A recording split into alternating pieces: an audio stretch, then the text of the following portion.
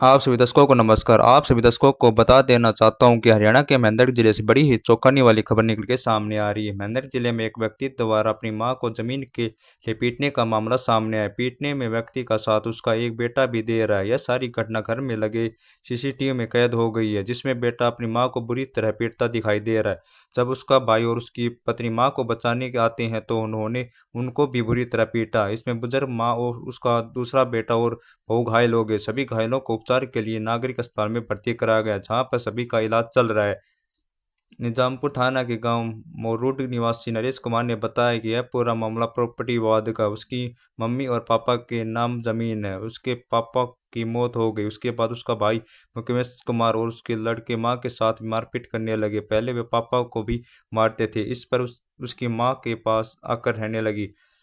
बीते कल उसका सगा भाई मुकेश कुमार, छोटा बेटा दीपक कुमार और विनय कुमार आए। हम कहीं बाहर गए हुए थे। जब हम घर पर आए तो देखा कि वे माँ के साथ मारपीट कर रहे हैं। उन्होंने हाथों में लाठी डंडे लिए हुए थे।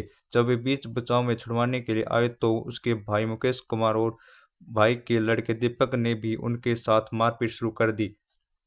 बुजुर्ग महिला बिमला ने बताया कि वह अलग रहती है। पहले उसका लड़का उसके पति के साथ भी मारपीट करता था। उसका बेटा बहुत पीटता था, जिसके कारण उसका पति भी गंभीर रूप से घायल हो गया था, जिसके कारण वह उसको रोहतक लेके गई।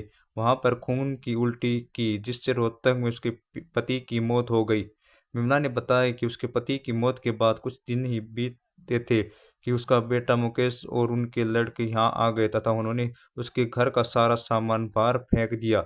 इसके बाद वह अपने छोटे बेटे नरेश कुमार के घर पर रहने लगी। नरेश कुमार ने घर पर आकर भी मुकेश और उनके दोनों बेटों ने आकर उसके साथ मारपीट की। मारपीट कर उन्होंने उसको धरती में गिरा दिया। जब उसका छोटा बेटा नरेश और उसकी पत्नी मुझे छुड़ाने लगी तो उन्होंने उनके साथ भी मारपीट की।